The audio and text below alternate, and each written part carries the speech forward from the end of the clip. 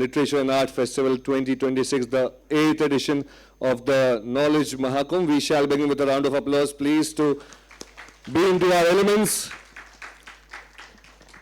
हम सब ने वो पंक्ति सुनी है, सारे जहां से अच्छा हिंदुस्तान हमारा। और आज इस सेशन में हम एक ऐसे जवाब के बारे में बात करेंगे जो हर हिंदुस्तानी ने देखा, सुना, पढ़ा, उसके बारे में और भीतर से जानेंगे। ये जानेंगे कि क्लोज रूम्स में जो प्लान्स, डिस्कशंस, बातें होती हैं, वो कैसे डिस्कस, डिटेल डिसाइड की जाती हैं, उनके बारे में हमें जानकारी मिलने वाली है इस इवेंट में। The event is titled as Operation Sindoor and Pakistan, the Untold Story.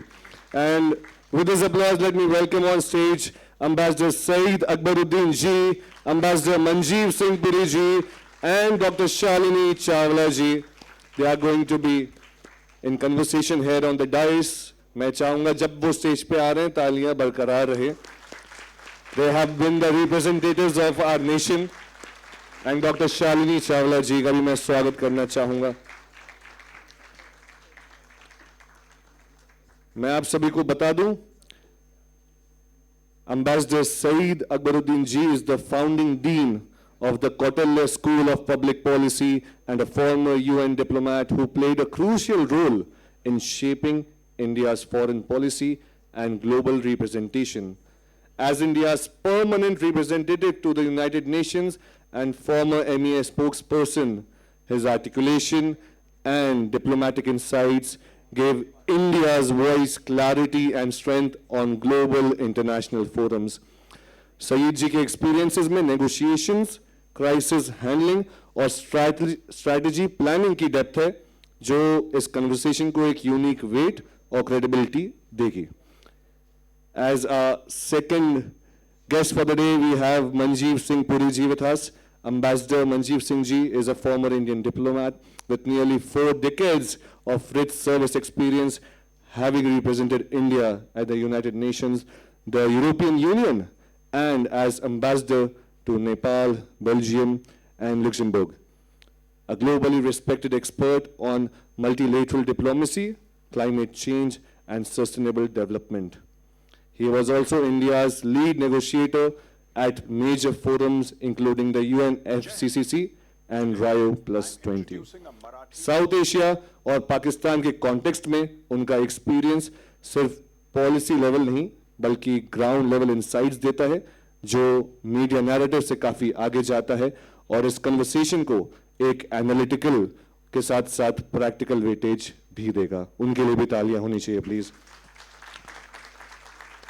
As the discussion for this session, we are delighted to have Dr. Shalini Chawla ji with us. She is a distinguished fellow at CAPS, New Delhi, and a leading expert on Pakistan and Afghanistan. She also heads the Afghanistan-Pakistan Studies Program, has authored 7 books, published over 120 research works. That calls for an applause. As the session moderator, international relations और policy discourse में उनकी expertise इस discussion को एक structured, crisp और audience friendly discussion बनाएंगी और हम कॉम्प्लेक्स इश्यूज को क्लियरली समझ पाएंगे. Now just before we move ahead, I would like to invite on stage mister Vasant Lamai ji, who is the author of the book target Asad Shah. And we are going to launch the book, and I'll be requesting all our guests on stage कि आपके शुभ हाथों के साथ हम इस book का विमोचन करें. मैं चाहूँगा हमारे फेस्टिवल डायरेक्टर राघव चंद्रा जी को भी इस मंच पे आमंत्रित करना चाहूँगा. साथ में हमारे को-फाउंडर अभिलाष खांडेकर जी भी इस मंच पे रहेंगे. And let me tell you, we are launching this book because this gentleman is a senior citizen and he has to leave early. And because he expressed a special desire for his book to be launched in this August company, so we are taking the liberty of launching this book. Absolutely. This is a novel about an assassination attempt on India's Prime Minister in 2019. 3 major tracks in the story, and all of them are intriguing and interesting. Vasant ji is a noted Marathi author and has authored 9 novels along with this one. एक बार वसंत जी के लिए जोरदार तालियां please. A Marathi political thriller now being published in English. Its author is an engineer, mountaineer, photographer, and a management trainer.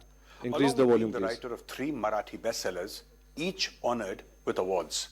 And now the English translation of his 3rd novel is being released. Target Asad Shah. The man behind it all is Vasant Limaye. The novel spans October 2018 to June 2019. A sinister plot to assassinate the Prime Minister is uncovered by accident and a high-octane chase begins. The story pulls you into a maze of terrorism, corruption and betrayal, cutting across geopolitical flashpoints in the US, Israel, the UK, Europe, China and Pakistan. The conspiracy is driven by a Jaish-e-Mohammed terrorist. The hero? A lieutenant colonel betrayed by the Indian bureaucracy and the political system. Yet this patriotic intelligence officer leads a covert mission to expose and stop this plot. His character is inspired by a true story. The novel also shines a light on the nexus of international terrorism and internal urban Naxal networks. Today's times are unsettling, marked by corruption, turmoil, and an ever-present threat of terrorism. Complex geopolitical tensions driven by global terror networks are alarming and far beyond what the common man sees. On this backdrop, the novel arrives exactly at the right moment. This novel feels like a perfectly engineered screenplay, tense, smart, and thrilling, much like The Day of the Jackal. It has unmistakable cinematic potential.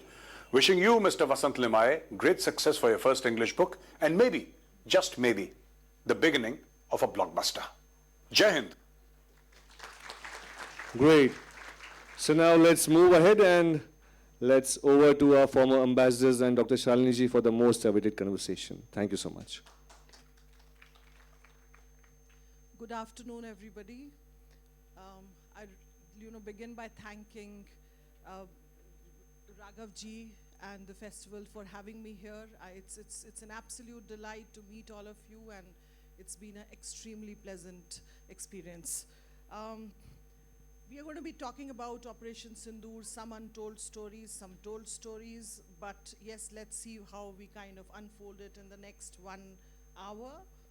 The Pahalgam attack, we know, April 22 last year, led to a 4-day conflict, and India launched Operation Sindoor on May 7th, destroyed 9 terror camps in Pakistan, and with Operation Sindoor, India redefined its war doctrine. It re-established its own position on zero tolerance of terrorism and new rules of engagement with Pakistan. Now, to begin with, I think I'll just take very few minutes to kind of share with you the background of Pahalgam attack. What happened before the Pahalgam attack in Pakistan? What was happening? Because once we have that clarity, it will be easier for you to kind of have a clear understanding of what happened during Operation Sindoor and very importantly after the operation, what's going on. So before Operation Sindoor, Pakistan was facing a multi-dimensional crisis. The economy was in shambles, 30% inflation, the debt obviously has been very high, very heavy conditionalities from the IMF, energy prices were high. Politically, there was a turmoil. Imran Khan has been a very popular leader, even though behind bars he was making noises. And then the entire, system was kind of completely shaken up. But what was very important here, that there were 3 dimensions which were very critical and which can be related to the developments which are happening now, which we'll have deeper insights with the 2 esteemed ambassadors sitting here. First dimension was that the military's image had been completely tarnished in Pakistan, which to the level that had never happened before. Imran Khan was calling them traitors. He called the army chief Mir Jafar, which is completely unheard in Pakistan. So the military's image suffered a serious dent. Second very important dimension was that Pakistan had lost its strategic relevance after US exited from Afghanistan in August 2021. And that was something hitting it very badly, and because of that, it had also lost relevance with the United States. And the third part, which was very important, was the situation in Kashmir, which was getting too close to normal. the tourism, tourism was going high, the economy we saw was like, flourishing, people were happy. So these were the three critical dimensions as the backdrop of Operation Sindoor. And what happened, why Pahalgam happened, these describe you. Now after Operation Sindoor, another three distinct developments which I want to highlight is that Pakistan gave the credit of the ceasefire to President Trump. Second, that it has been driving its narrative of military victory. And simultaneously, it is also driving a narrative of victimhood. So these are the three parts we see here. And Ambassador Puri was a part of the delegation which went after Operation Sindoor to interact with the international community, sharing with them India's point of view. So what was your understanding about how did the international community see Operation Sindoor? How did they see India's position and how did they perceive Pakistan's narrative? And how impactful was the visit of the delegation in terms of, expressing your viewpoint to the international community? Shalini, thank you very much. And like you, let me begin by thanking Raghav, the entire festival team, and giving me this wonderful opportunity a second time around to share this stage with my real good friend and our ace diplomat, Ambassador Syed Akbaruddin. It's an absolute pleasure, Akbar. Last time we were discussing what Akbar did. This time we are both going to be discussing what India did. Very nice. So Shalini has sketched for you. मैं थोड़ा सा हिंदी में बोलता हूँ, थोड़ा आप लोग enjoy करेंगे. शालिनी जी ने आपको सब बताया परिस्थिति पाकिस्तान में क्या था. What was the state of play there? ये याद रखिएगा, लंच से पहले जो सेशन हुआ उसमें one of our colleagues very clearly pointed out, एक पाकिस्तान के बारे में छोटी सी बात हुई, चाहे वो ईस्टर्न नेबर्स की बात कर रहे थे. Remember about economics and working people to people. And who were the disruptors of that? The Pakistan army.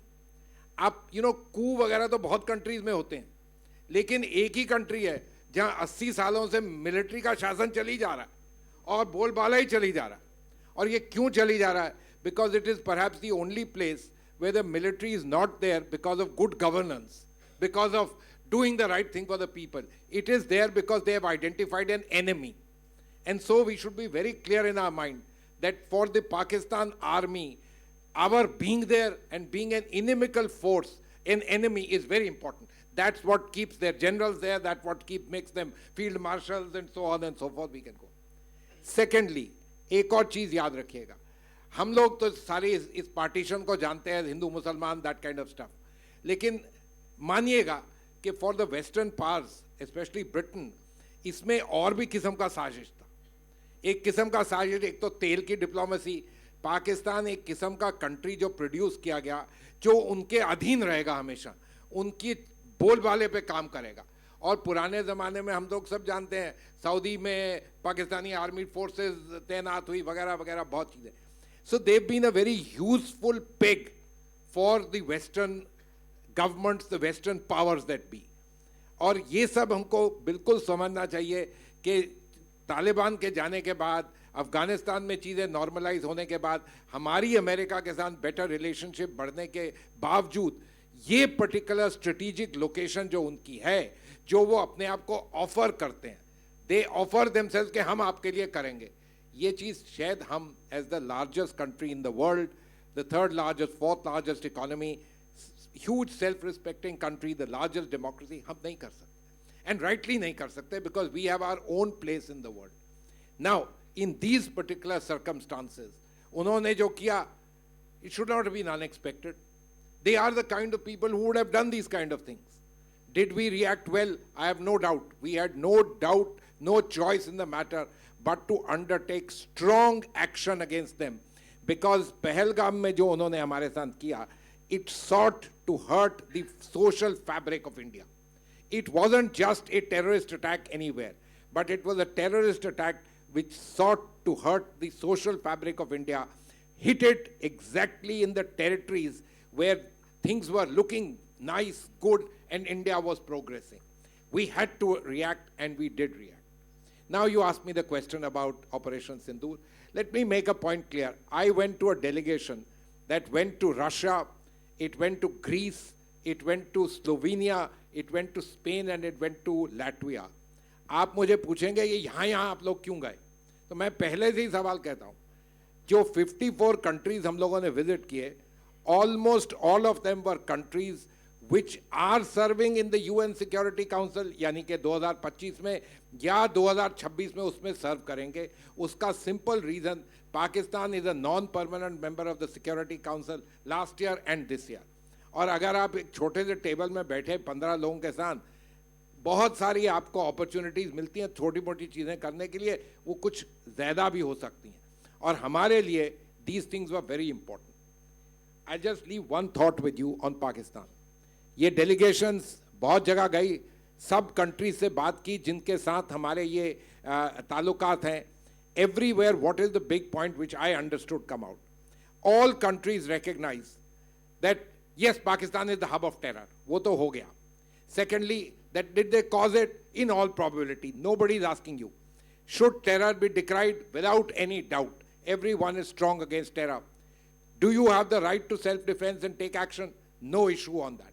In सब चीज़ों में we had full sympathy and support, but we were also able to tell them something very important geopolitically. You have great relations with us, that we are the 4th largest economy. Invariably with all you countries, we have tremendous relationships and a growing relationship. Would you know that we are the 2nd largest trading partners of Slovenia outside the Western Hemisphere? These are the kind of relations, and when you go and talk to people, and when your MPs talk to their counterparts, especially those who are members of the opposition, my delegation was led by Kani Moziji, the DMK leader. The impact it makes with people is absolutely tremendous. And I have just one little thing to point out to everyone. Pakistan served on the Security Council. ठीक है, उन्होंने अपनी strategy की बहुत सी, लेकिन at the United Nations, उस दिन से लेके आज तक कोई भी हमारे ऊपर, और हमारी इसमें सेंसिटिविटी है, हमें एक्नॉलेज करना चाहिए, कोई भी वो हमारे ऊपर आंच तक भी ला पाए, the answer is no. And this was perhaps the de jure reasoning for these delegations, the way they went, the countries that were chosen. There are of course many other aspects, but I thought let me make this point quite clear to everyone right at the beginning. So may I stop now? Thanks. Thank you very much, sir. That was very insightful, because people are struggling with that question, that why those particular countries were chosen. But just related to that, can I just ask you a brief question, sir, that why we did not cover the neighboring countries, Nepal, Bangladesh, Bhutan? So let me make this to you very clear. We should have, in my opinion, but that had nothing to do with these delegations, which were chosen only to go to countries which will serve on the Security Council, either were serving or will serve on the Security Council. Now, that there should be a broader thing is a different matter. And with our neighboring countries, you know, there are ongoing contacts of different kinds. They are constantly taking place. They know what the situation is. And for us to, you know, stress to them that Pakistan has done it, you think the countries in Nepal doesn't know? You think the Bhutanese don't know? Or even the Bangladeshis don't know? They know it as well as we know, because we've seen, they know the operation. That doesn't mean that those actions, perhaps visibly, as all of you think should have been done, shouldn't have been done, but I am sure that was also done in various ways. Conspicuously, obviously, 2 countries were not visited. Pakistan, which was serving on the Security Council, and China. There's no reason to visit. Not that those chaps don't know what exactly happened, but certainly this particular was the avowed objective, at least in my understanding, and there was a great deal of success because they haven't been able to do anything about it at all. The world anyway has moved on. Brilliant, sir. Thank you very much. Ambassador Akbaruddin, I just wanted to ask you about Pakistan's narrative. Pakistan has been driving the narrative of victory, ki jeet gaye hum. And this narrative of victory, very interestingly, is based on only May 7th. And on account of the, narrative that India lost the jets, nobody in Pakistan is talking about what happened on the 8th, 9th, and 10th, interestingly. Those days don't exist in Operation Sindoor. For them, it's only May 7th. And then, obviously on May 8th and 9th, India targeted Pakistan's air defense network. Surveillance radars at Lahore and Gujranwala in Pakistan were also kind of targeted. The air surveillance failed to perform. Indian Air Force strikes on on 11 Air Force bases on May 10th was, I think, the turning point there, because, and especially hit to the Noor Khan base, which is also related to the nuclear command and control. So how do you see Pakistan manage this victory of narrative? And what are the dividends you see that this victory of narrative brought into Pakistan? So first of all, Dr. Shalini, thank you for giving me the opportunity to engage with all you, and through you, through this large number of people. 3 years ago, I came here, the hall was half full. Today, I think thanks to Raghavji and his group, it's all overflowing. So congratulations to you. All of you are going from strength to strength. And that's the big victory for all of those who've been working so hard on here. Now let's come to what you've raised regarding the narrative. So I think we need to understand that Pakistan has a history of creating a narrative for its own people, which is very different from reality. I was in Pakistan serving in Islamabad during Kargil. And every day, all we would listen was, there are some people from inside Kashmir who've gone up to the hills. From inside Indian Kashmir, they've gone up the hills and they are creating a mess there. Nobody knows which language they are speaking. We don't know who they are. Perhaps some of them are speaking Arabic. We don't know what this is. So it's not new for Pakistan to create a narrative which has no basis with reality. And it's a proven track record that they do this. Having said that, the issue is, did our narrative carry forward or not? Because their narrative is for their people. Because they block Indian TV channels, they block everything else, and then you can bombard the people with whatever else. At that time, even Twitter previous to that was blocked. So social media was restricted. So in a closed society, it's not unusual for totalitarian systems or systems which are closed to do this. We are much more open society. Now, your issue is that perhaps, well, we could have also been forthcoming. And I think we need to acknowledge that this was the first of its kind battle. We are used to fighting wars which are conventional in nature. The 21st century, the battleground is no longer on the front. It's a battleground which will cover multiple landscapes. And the media landscape is going to be a battleground. And it doesn't stop when the military warfare stops. It begins earlier, it continues later. I think that's a learning for us, that we need to understand that we need to create a narrative well before and continue with it much long after. Having said that, I think we've done a few things which were unusual for us also, purely in terms of narrative. I don't remember during any war that India fought previously, including Kargil, where we reached out to other than governments. So Ambassador Puri went to some countries. I went with some delegation to other countries, South Africa, Egypt, Qatar, Ethiopia, etc. And what we were trying to do is not to reach out to ordinary decision makers. That our diplomats will do. And they're doing it effectively. But all today's battlefield is no longer the battlefield of only decision makers. You have to reach out to other than decision makers. Civil society, some people call it civil society, some people call it something else. And for the first time in Indian history, following a conflict, we sent out delegations. As Ambassador Puri said, he went with a delegation with Ms. Kannimoli. I went with the delegation with Ms. Supriya Sule. And I went to South Africa, and they told me, we are a democracy, you are a democracy. South Africa is a very vibrant democracy. Yet they said, we would never be able to send a opposition leader to lead a delegation to other countries. And they were just, they couldn't be, they said only India in developing countries can do it. Only India. Because they said it's impossible, given, and they were fed with the thing that India is very polarized, the opposition and the government don't talk to each other, etc. For them it was a shock that in the delegation I was with, they were Congress, there was of course Miss Supriya Sule, there was Mr. Anand Sharma, who was a former minister.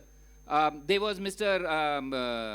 Manish Tiwari, former minister, both from Congress. There was one from the National Congress, they were BJP MPs, there was from AAP.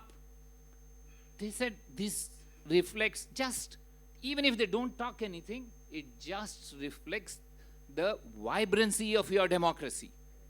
And democracy still has an allure. All of us take it for granted because we have grown up with it.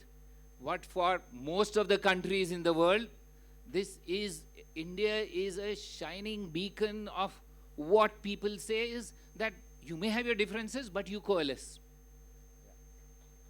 The only thing they said was, you know, where were you for 15 to 20 days? And that's a right question to ask. That, sure, you came, there aaye, durust aaye, lekin pehle kyun nahi aaye? And that's a fair question to ask. The challenge is, I think we need to understand the challenge.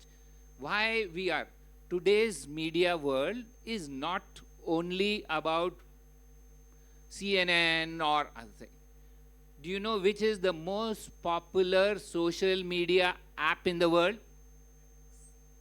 TikTok. TikTok. None of us in this room have access to TikTok. And that's a fair point because we have a strong view on TikTok within India. Having said that, and many young Indians came to me, sir, you should have allowed us to be on TikTok. They're outside India. They're saying, we wanted to say, we see all this TikTok algorithm is always moving to the 7th of May. It is not talking about the 8th of May or 9th of May. Now, it's an issue that we need to seriously discuss that, sure, we have challenges with TikTok inside India. That's fine. But we live in a world outside. Why do we need to totally block off outside engagement on TikTok? Maybe there is a diaspora of India which is 35 million strong, living outside India. They are our foot soldiers. So if I have to take one big takeaway from this, our narrative needs to upgrade considerably, both in terms of our willingness to adopt new technology and willingness to do things which are unusual. And I'll end up with one point. So you may ask, oh, but how did Pakistan get where it is? Pakistan as a state runs troll farms. ISI, not for outside. They run because they want to undermine Imran Khan or the democratic politicians inside Pakistan. And so all they needed to do was, when they realized that this is going to happen, they turned them outside. They have ready-made troll farms of thousands of people who they targeted outside. And therefore, their narrative perhaps in the initial stages was a little bit more visible than ours. Since then, we've pulled back. But the big learning is that we need to now have focus on narrative building as integral to our nation building, as integral to our warfighting capacity, and as integral to our foreign policy. Thank you so much, sir. Thank you. Because very often this is being discussed that, you know, India lost the narrative war. We did everything, but we lost the narrative war. But I think your comments today have really brought out many other dimensions that maybe in the beginning we went slow. And yes, the lessons learned from, one of the lessons learned from Sindoor is about the fact that we need expedited. Do you also think, sir, an institution working towards narrative building is required, which will take this forward? We don't have that. And the cost of difference between Pakistan and India, what you said is, their narrative is formed by one body. That's the army. Here, everybody has its narrative. Like they say in India, everybody has an opinion on two aspects, Pakistan and cricket. So, what do we have to see? The US is soon joining the third aspect, but we'll leave that aside for the present. I don't want to go down that path. But what you are saying is, do we need an institutional structure? Of course we need an institutional structure. Don't we have Doordarshan as an institutional structure for TV and radio broadcast? Don't we have Press and Information Bureau for the print media? So this is a new format of media. We need to have it. I don't see any reason why we shouldn't have at least in our we have here very senior military officials and colleagues who have been representing the government at very high levels. They have, I think it is time for our National Security Council to have a unit which coordinates this narrative in terms of at least going beyond the TV and radio, because the social media is where everybody is getting their new news. I teach students. 80% of the students don't read papers. They are all master students. 80% don't read papers. They only read if somebody forwards it to them. Otherwise, they are on Instagram. They can't go on TikTok, so they are on Instagram. They are getting their information from YouTube. So, if those are the principal sources of media and information dissemination, obviously, as a country, we should be there. Now, your question is that Pakistan is centralized. Sure, why are we comparing with a centralized system? We can have thousands of individuals coming out. At the time of Operation Sindoor, we had delegations. Pakistan had one delegation which went to New York, to USA and to UK. We had large number of delegations going, very diverse, very different views, yet they all did their job. One last point I want to make is that after that, the Prime Minister met us, and as usual, he always asks for feedback. And one of the feedback that several of us mentioned to him was, sir, we don't need to engage civil society only in crisis. We need to have this sort of engagement all through, because this century or these few years are going to be crisis-ridden for us. And to his credit, he always acts very quickly. When I met him recently some time ago, he said, "वो मैंने कर दिया है." Every MP now has been made as part of a friendship association with some country or the other. And he said, हर साल ये लोग जाएंगे, छुट्टी जब होती है पार्लियामेंट की, etc. They will be going to the countries where they can engage with civil society, because diplomats will engage with diplomats and decision makers. But MPs, they are used to engaging with civil society, ordinary people, etc. और ये अब बहुत ज़रूरी था, and they have done it. So the lessons have already been integrated into action, and because we have a Prime Minister who's willing to listen, when we all came back, and we have several here who were on that delegation, he spent at least an hour and a half with all of us listening from one delegation to another. What is the feedback that you want to give? He said, "Likh kar do, bolo, etc." and all. And when I met him recently, he said, several of those things have been implemented.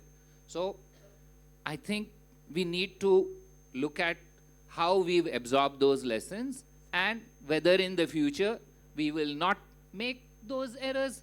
To err is human. We will all make mistakes in normal course. But the system that is rectifying itself is a system which is vibrant, and which is a system that we all need to feel proud about. Thank you. So you'd like to comment? Akbar, on a lighter note from this, who do you think was the great beneficiary of all of this that happened? And as I said, on a lighter note, the MPs in India, especially the opposition MPs. You know, we had a tradition from the 50s that MPs regularly went to the United Nations. I'm afraid the government stopped that. This opened the things. So what Akbar says is true. This was the best learning, and the MPs who led the delegation were the most happy. It doesn't matter. India's vibrancy lies in its democracy.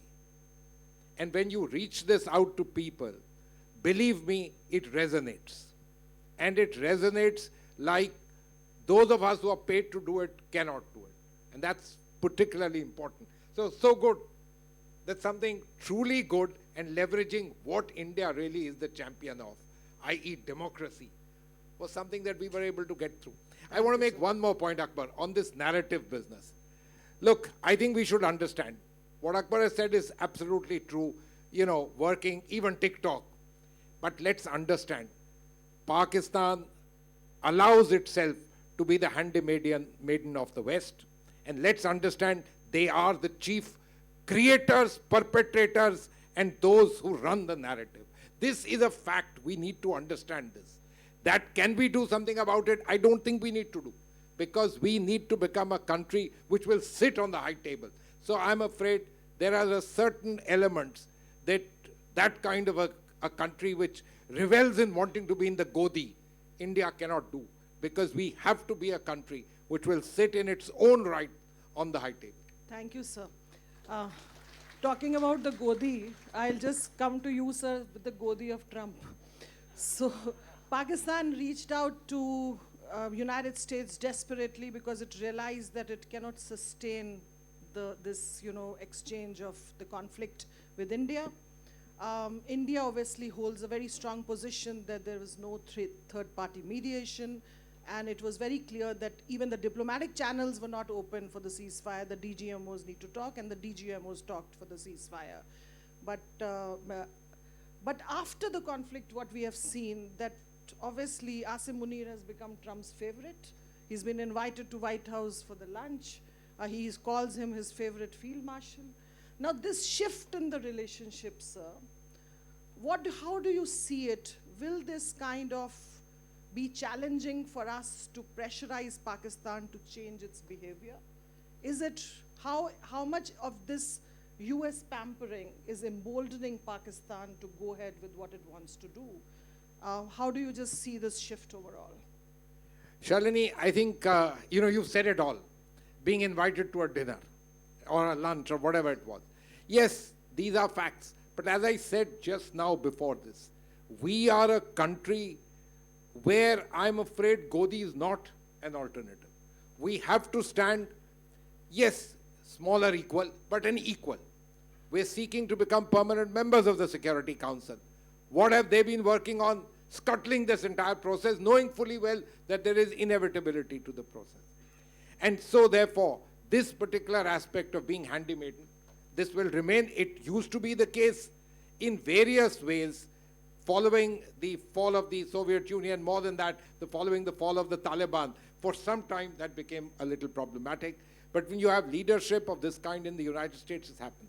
Having said this, let me make a few big points to you. While it is true that all these reports that some kind of cryptocurrency deal between the Trump family has taken place and Pakistan has taken place, fine, must be true. Look what's happening with India. If Amazon says that they'll invest $30 billion, has anybody made any such investments in Pakistan? If Google and every other major player wants to make investments in India, what is it that you see that not just Mr. Trump, and that too shall pass in 2 or 3 years' time, what does America and the American economy see? It sees in India as one of those partners with whom there is advantage to working. We're a country of interest. And before I stop, I'll draw your attention to the G20. How come Indonesia was unable to have a declaration? The situation was exactly the same. Mr. Zelensky was the favored of the world, the Europeans in particular. By the time it came to Brazil, after us, many things had happened. In fact, President Trump had got elected, so, the mood had changed. How did we get a declaration through? Let's be very clear. While all of us believe that my ilk, the diplomats were very clever and sagacious and capable, using the Indonesian diplomats are not capable. let's not have any doubts. It was purely for one reason, that India is a country of interest to the world. And the world possibly told the gentleman, just duck down for a few minutes. We'll see you later. And that's what happened. We are a country of importance. And let us not diminish this fact. Let us never at all feel that we are a country, yes, you know, there are these issues. Mr. Trump saying what it is, you don't feel very good about it. But we are a country which is going places. Did you know that just a few days back, we overtook California to become the 4th largest economy in the world? The United States used to always pride itself.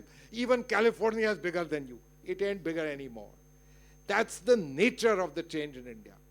And as somebody said, you know, money begets power, and money matters, and that's what we are doing. So let me leave it at that. Thank you so much, sir.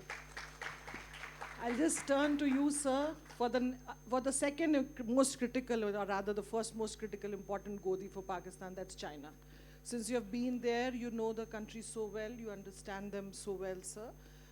Chinese were of, you know, great assistance to Pakistan during Operation Sindoor. They did extend the technical assistance. Managing satellite coverage over India was also, you know, we saw that coming from the Chinese. So we will see this alliance going on with the same momentum, no matter how much, you know, noise is being made that CPS is not working, ye ho jayega, wo ho jayega. Then there is an emerging military alliance with Bangladesh. Turkey is, anyway, the military cooperation is going on. They also were one of the few countries who were, you know, openly talking in favor of Pakistan during Operation Sindoor. And then they've signed a defense pact with Saudi Arabia. And internally, Asim Munir has become all powerful. And, you know, we were having a video call with Ambassador Hussein Haqqani, and he said that Asim Munir is Ziaul Haq on steroids. So he is much ahead of, you know, you could have seen any other leader there. The 27th Amendment has made him all powerful. How do you see these developments, sir, and how do you feel they're going to be, you know, impacting Pakistan's strategic posturing and their behavioral pattern towards us? So I think you asked a fairly substantive question, but I think we need to look at it in a different way. Look at the trajectory of what Pakistan is doing, because you're looking at it as one snapshot in the last 3 months, right? I'm looking at it, because I'm a little older, as a phenomenon over the decades. So, you know, in the 60s and 70s, Pakistan used to be an economy which was growing faster than us. In the 70s and 80s, their middle class, when Prime Minister Vajpayee started allowing, then he was foreign minister, when the Janata government came in, they started allowing Pakistanis and Indians to travel across and all. And all of them, when they used to come to India, "Arey, it's such a country." And I remember even in the 90s, they would say, "Mobile phones hi nahi hai inke paas. Kya hai?" Today, is there any comparison between India and Pakistan as two economies? So let's look at it in the perspective of history. Today, like Manjeev was saying, since Operation Sindoor till now, $67 billion have been invested or announced in India only on digital technologies. $67 billion. And we are worried about $400 million deal for Pakistan and Trump's company or something like this. I mean, where is this comparison? We are not, I would suggest, go down to Hyderabad, you will see 600 GCCs, Global Capability Centers, coming up there. Microsoft is investing in data centers for about 15 billion. Google says, I want to invest in, because there's a competition between Telangana and Andhra Pradesh, they are saying that we want to invest in Vishakhapatnam. Amazon is investing. So I think you need to look at it not in terms, Pakistan is India's yesterday's problem. All of us grew up with Pakistan as a problem. So don't say that I'll lose my job if it becomes... I knew that. I knew that. It is all of us who make Pakistan larger than life size. Pakistan is not our challenge today. Our challenge is coming tomorrow when you talk about China. And there are experts who are going to talk about China. We need to pitch ourselves above, not to look behind. Pakistan is an economy which has gone to the IMF 30 some times for getting loans. The last time India went to the IMF was in the 1980s, last century. It's not since the 1990s have we ever gone for any loans to the IMF. In the same period, Pakistan has gone more than 25 times. So why are we comparing ourselves with Pakistan, frankly? Yes, it will have this issue of being what India is not. And that is Pakistan's ideology.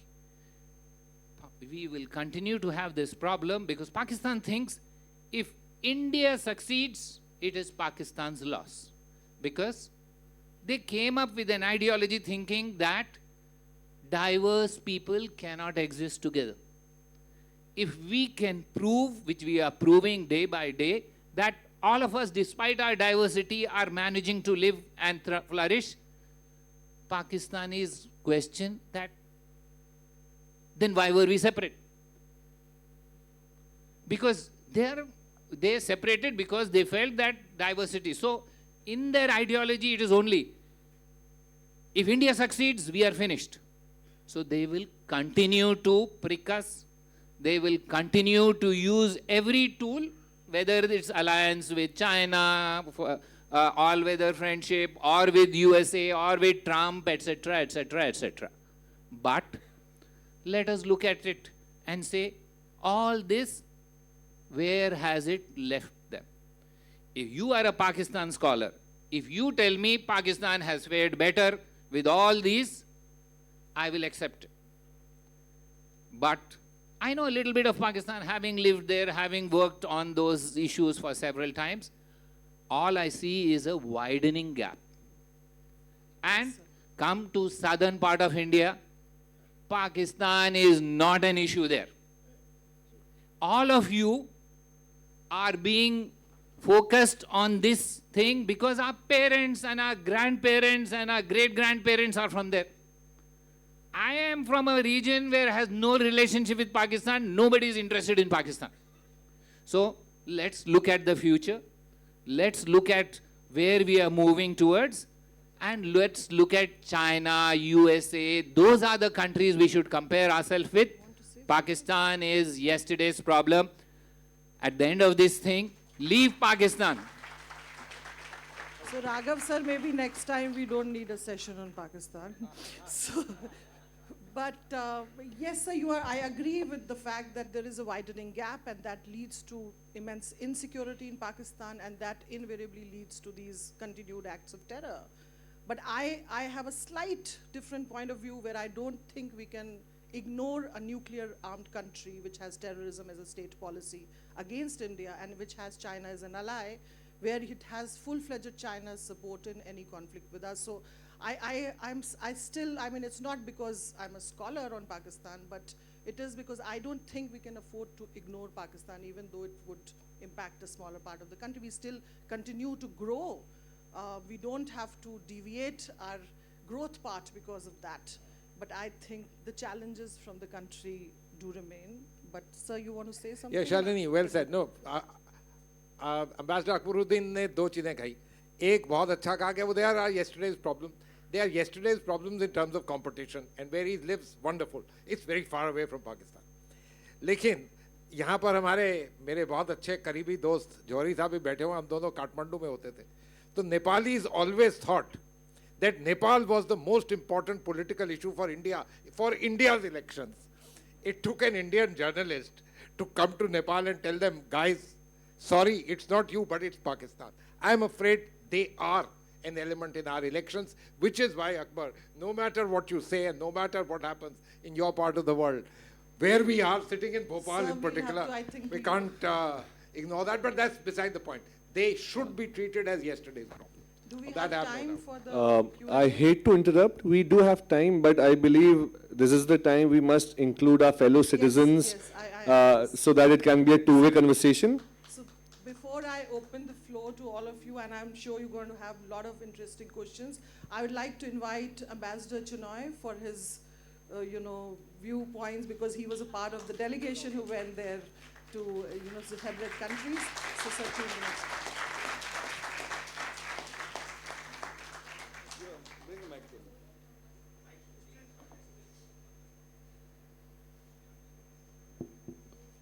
Well, I think Raghav has organized this ambush. Indeed, Sir, it's a covert operation. it's a covert Some operation. learning from Pakistan. And it's an ongoing operation also, I can see that, like Operation Sindoor. But let me just say that it was a great privilege for me to be here today and to hear both Manjeev and Akbar being, questioned by someone as well informed as you, Dr. Chawla. And as a member of the all-party delegation myself, in my capacity also as DG of the Institute for Defense Studies and Analysis, the one thing I want to say is that these delegations that went all over the world, and I was part of the delegation that went to UAE, DR Congo, Sierra Leone, Liberia, we were not there to get them to condemn Pakistan, as was made out by some critics. We were there to condemn Pakistan ourselves. And we did so very, very effectively. And the fact that we engaged presidents, vice presidents, foreign ministers, members of parliament, members of civil society, academicians, think tankers, social, media influencers, etc., that I think was icing on the cake. That's the first point. Second point, very briefly, is that the questioning of India in terms of the narrative war, I think the key point here was that most of the questioning came from within India, the amplification.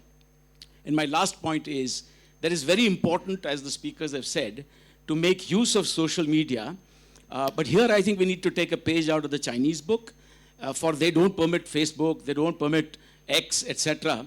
But they are very happy to allow their key government and defense and other strategic community to use that with authorization. So I don't see why some of us, maybe not all of us, cannot use TikTok. Excellent. Thank you. Thank you for the insights, sir. Now we'll go ahead with the question and answer round. Haath khada karenge.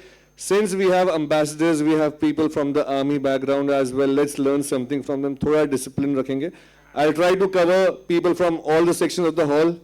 300 people. हम start करेंगे farther right से. I'll come to everybody.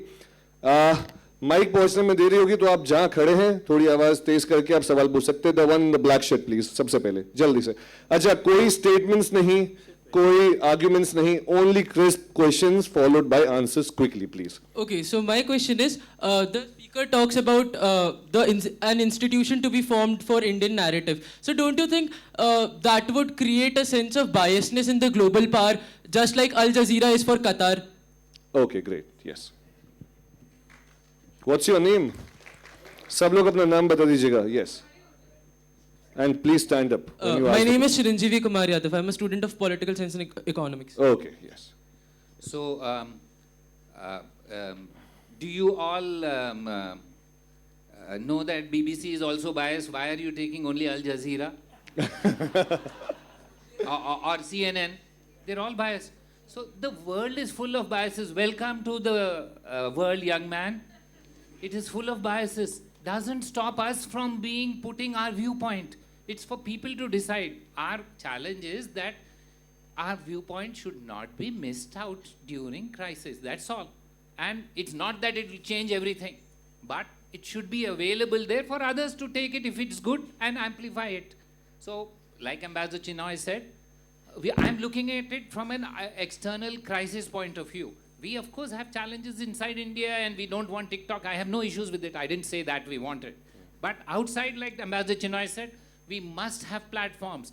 We must have as our narrative as part of our future nation building capacity. There is no escape from it because battles are fought on multiple fronts and narrative is one front which we cannot afford to say, no, they will think I am biased, so I will not participate. It doesn't work like this. If you don't contest an election, you will not be represented. So I'll leave it at that. Thank you, Saeed ji. यहाँ से वहाँ पीछे से एक हाथ खड़ा हुआ है. Yes. माइक दे देंगे फिर मैं यहाँ आगे आऊँगा. Yes. Quickly, sir. Yes, sir. Hello. हाँ, you are audible. Yes, yes. बोलिए. First of all, I was the first to welcome Honorable Akbaruddin Sahab at the gate. सवाल please. I recognize him. Please question. Yeah, question. Brevity is the soul of wit. Simple question, sir. How many countries you visited? Even your resolution did not condemn Pakistan, they condemned terrorism. No country other than Afghanistan and Israel stood along with you, naming Pakistan explicitly. Why?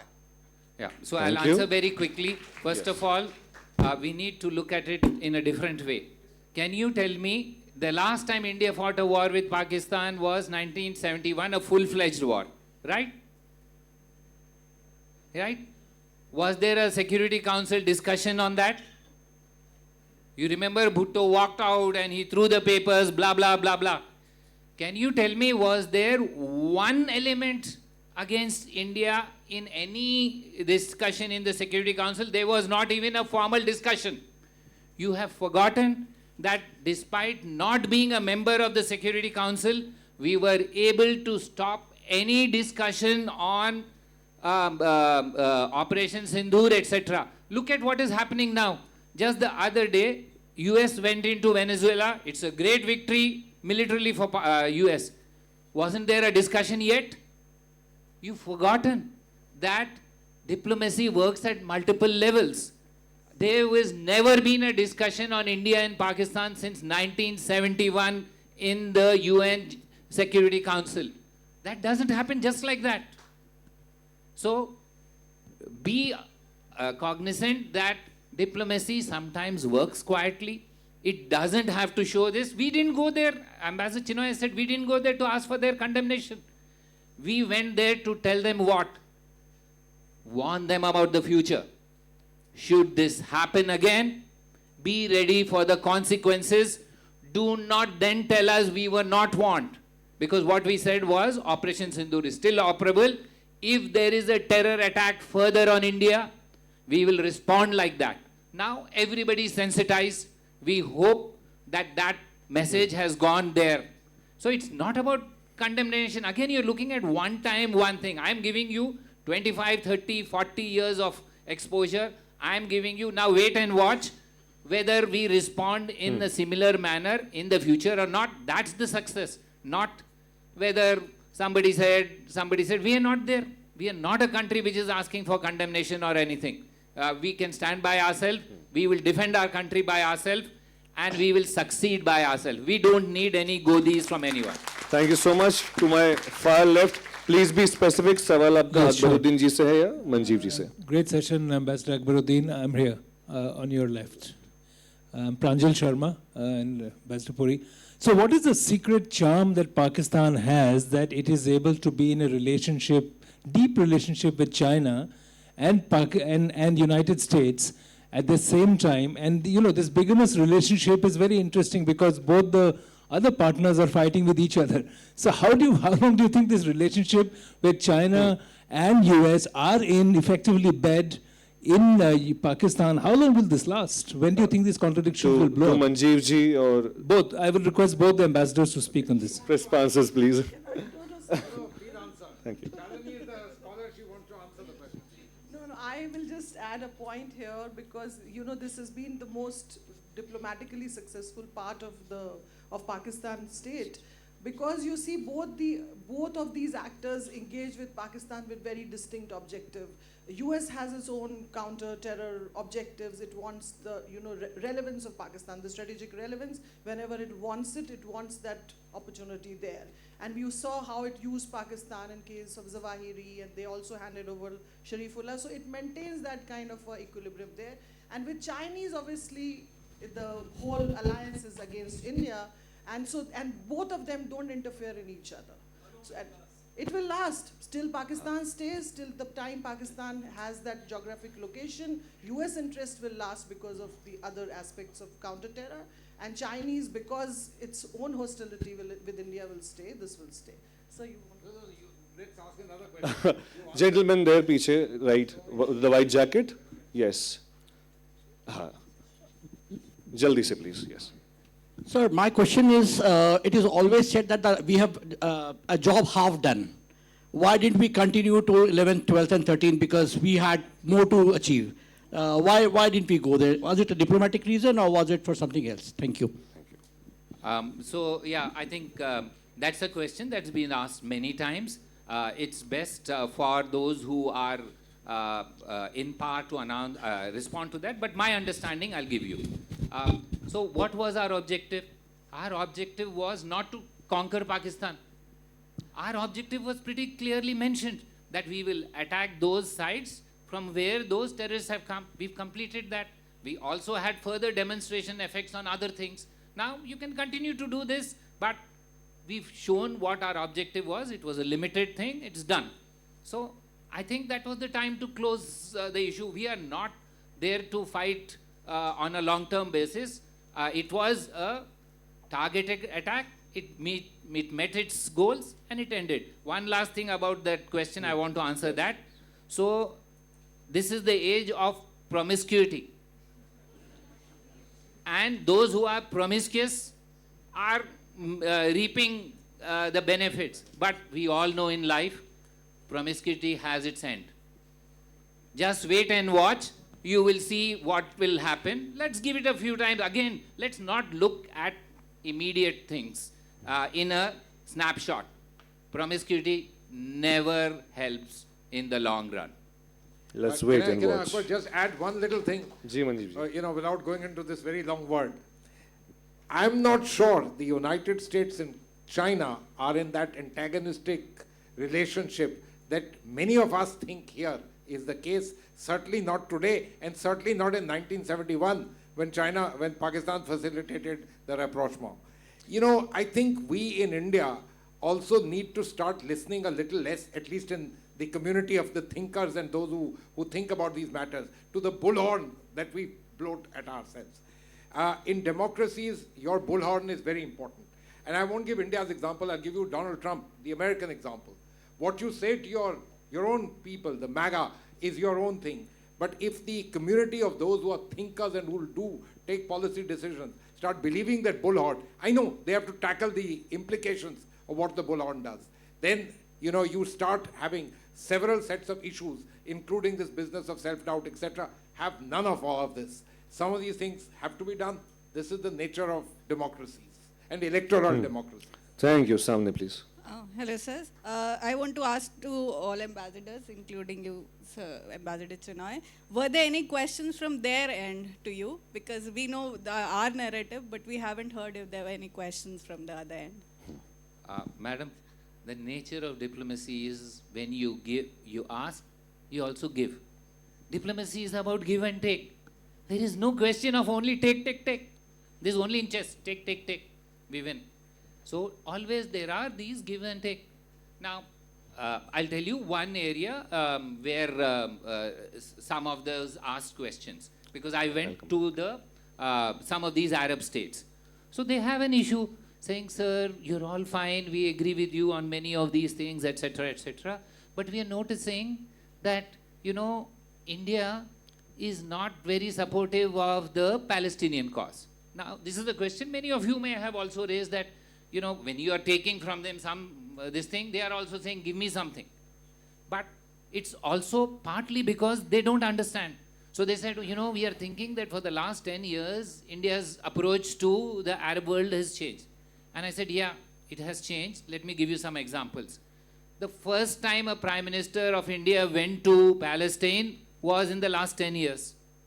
Prime Minister Modi is the first Prime Minister of India ever to go to Palestine. Before that, 70 years, you thought we were supporting you, but we didn't go. They have forgotten that. They just talk in general. Then I told them another one, saying that look at all the votes in the UN from 1947 when India became independent till now. This is a long span of history, not a snapshot. Not once has India voted against the Palestinian cause. Not once. What we have done is, sometimes we have supported, sometimes we have abstained. But that's the nature of the business. If abstention was negative, then so many countries wouldn't abstain on so many things. Why would have it abstention is negative? We would have had only positive and negative. So there are many things. And why we don't vote for Arabs sometimes is that they have now become, all their asks are like Christmas trees. What does a Christmas tree do? You put for everybody in the thing. You put a trinket here, you put this thing here. So they ask, can you be supportive of taking Israel to the ICC? Can you be supportive of boycotting because the ICJ said something? So we tell them, but we are not members of ICC. How can we support you on this? We have to abstain because we don't want to vote against you, but we cannot support you. Similarly, we cannot boycott because no institution has said boycott. You have added it because many of you feel that you want to boycott, but we have extensive interest, so we cannot. So here's my question. There will be questions asked, but I think we have enough answers to give. It's only that many of us don't realize that we have very solid answers, because when we take decisions, these are based on a fairly extensive thought process. It's not that we just decide, oh, aaj Israel ko kar denge, kal Arabs ko kar denge, etc. and all. So in the Arab world, this was a question, and we answered it the way I've told you. Thank you. Okay, great. Young lady there, she raised her hand. Yes, jaldi se, please.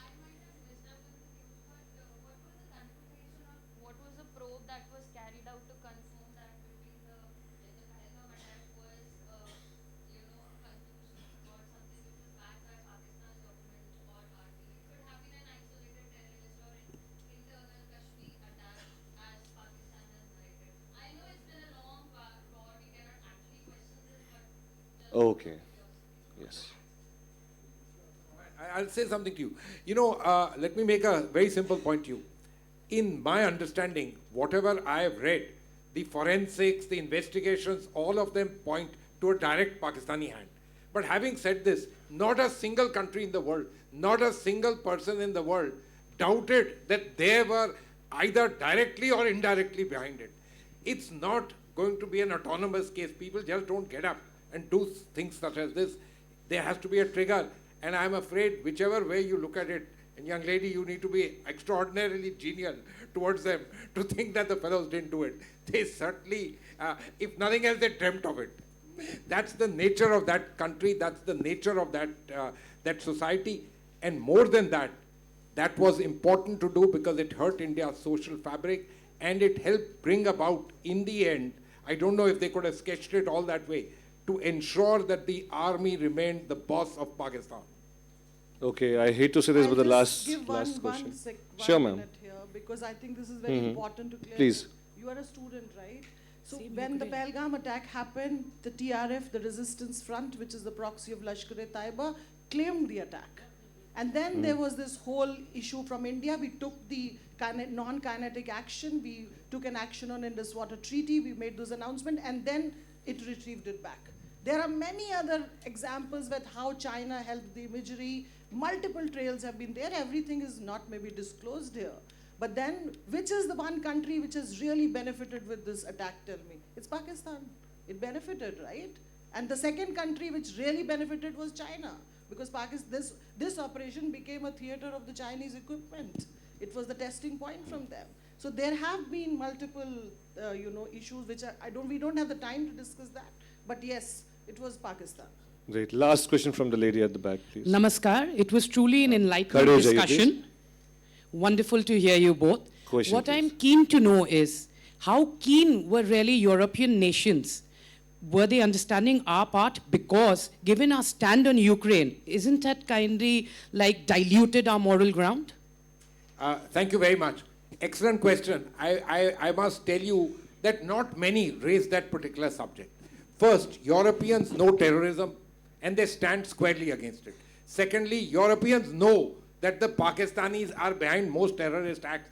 They are not unfamiliar with Osama bin Laden. They are not unfamiliar with all of those things. And let me tell you, there's this country, Greece, which had this particular incident with a Pakistani ship brought together in their waters on account of an exercise conducted with Turkey. So it's not that they don't know, they certainly know. But let me make some point clear. If you think that Europeans and even smaller countries are about obliterating Pakistan from the map, no.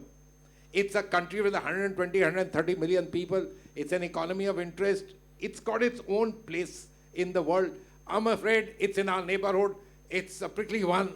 We need to learn to live with it.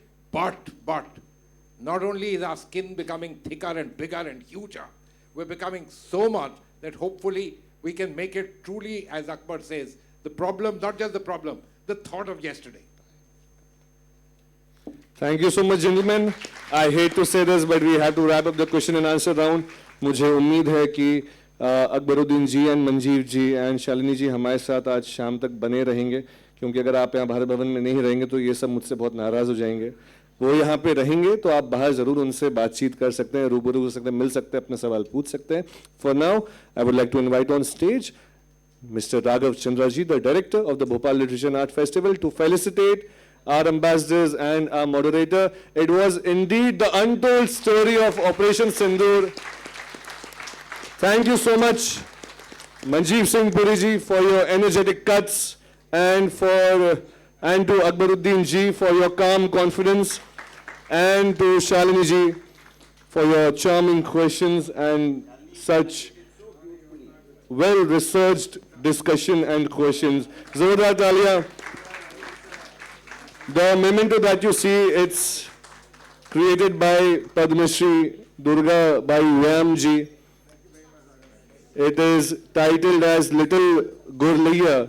अगर आप ध्यान से देखेंगे तो आपको एक छोटी सी नन्ही सी चिड़िया दिखेगी जिनकी बहुत मान्यता है गोंड ट्राइब में बुर्रादेव जी के संक्षिप्त में. And there it is. What an engaging discussion, everybody. And now